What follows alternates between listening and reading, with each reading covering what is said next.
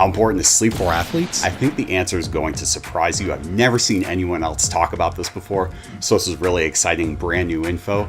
This is quick and dirty FAQs. Let's jump right in. I'm David Barr, and if you're looking to get bigger, faster, stronger, get leaner, go longer, hit the subscribe and then that little bell so you don't miss anything. So the key to sleep and recovery is about something called the CNS. Now the trick is, you may have heard of the CNS, maybe not, totally cool, but if you've heard of it, most people don't actually know what it is. Sure, you can ask and they'll say, okay, central nervous system, but what is that? Once you probe further, you realize people don't know what it is. Really simple anatomical distinction, brain and the spinal cord. Now, this is the key to sleep. This is why we sleep, and this is relatively new information, because what happens when we sleep, our brain actually shuts down and a new system takes over. It's called the glymphatic system, and it's a bit like a janitor coming in to clean up the crap after a day of school.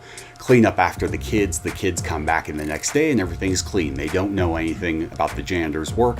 Well, that's what the glymphatic system is. It's like the janitor when we go to sleep. Okay, that's why we can't learn when we're sleeping, unfortunately, but it's helping to consolidate our memories from the previous day, including motor memories. So it's not just things we take in with our eyes and ears, it's also going to be motor learning, those skills that we learned during the day. It's going to help bake in the results that we got from the training the day before. It's going to help with that motor learning response, help with that strength adaptation, that kind of thing. So that is the key to sleep for athletes. Sure, we don't want to hurt our growth hormone response.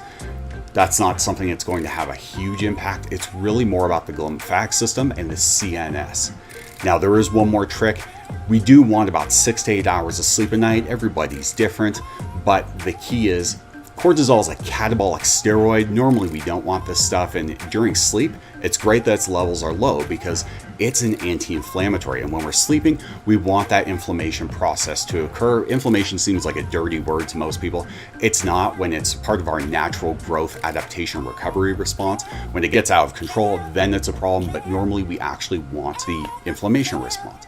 And that's what the absence of cortisol is going to help facilitate. So you probably notice that you only get sore after you wake up in the morning. Well, that's because we have low cortisol, I think, anyway. No dogma here. This is also the other key.